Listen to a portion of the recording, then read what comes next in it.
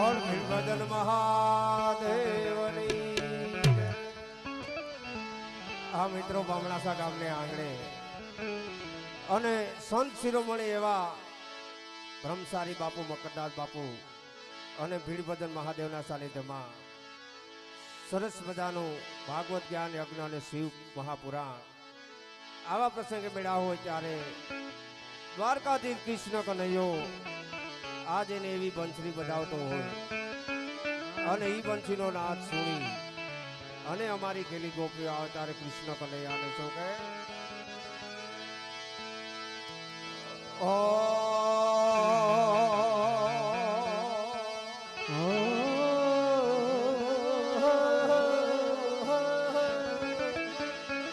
એ મારે તેનું સરતા કનૈયા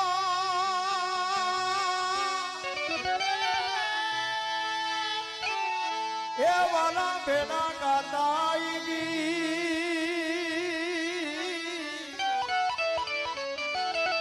પણ પુરા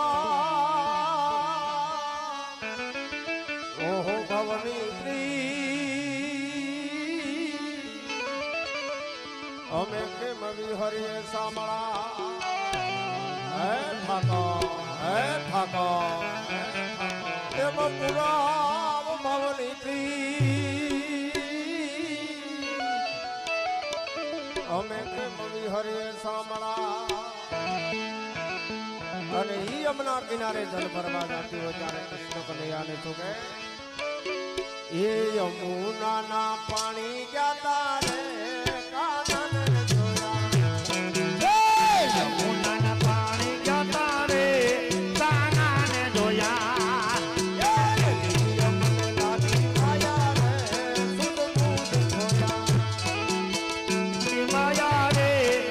बुध खोया रे पीड़ा पर पेरा हमारा मन लाले पीड़ा पीता पर पेरा हमारा मन लाले हेरा ओ पीड़ा पर पेरा हमारा मन लाले पीड़ा पीता पर पेरा हमारा मन लाले हेरा हमारा काळज कोयला रे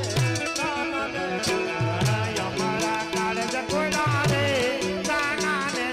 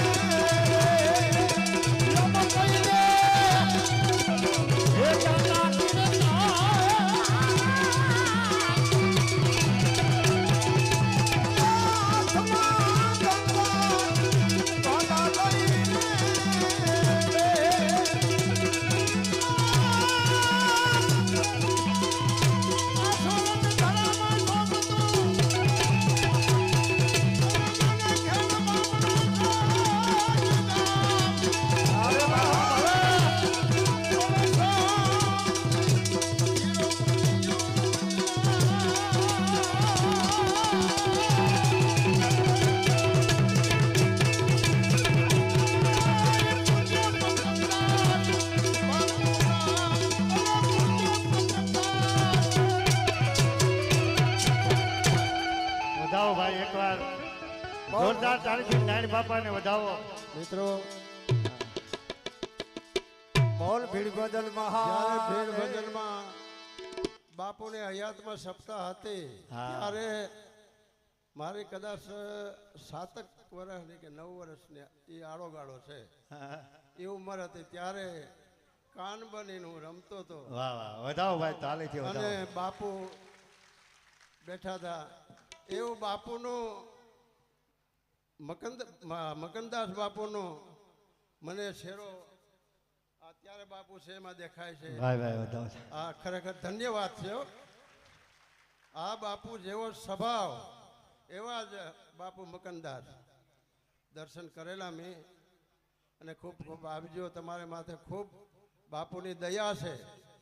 અને હંમેશા ત્રીજી પેઢી કે ચોથી પેઢી સંતો અવતાર લઈને ઉતરે, જરાક ભક્તિમાં મોરે પા આવે ને ત્યારે અવતાર લઈને ઉતરે. કવિ દાયદી શામજી બાપુના ભંડારામાં એક દુહો ગાયો હતો.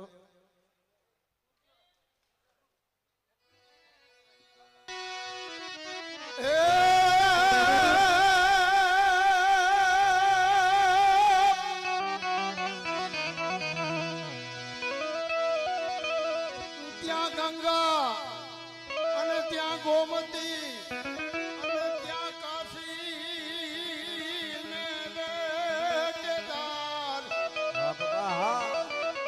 પણ તમે અવતાર લઈને વેલા આવજો. અરે શામજી આવજો સતાધાર. હાથની પેઢી થઈ ગઈ. અત્યારે વિજય બાપુ છે એ માની લેજો કે શામજી બાપુનો જ અવતાર છે, ને કે ક્યાંના છે ને ક્યાંથી અહીંયા આવ્યા છે.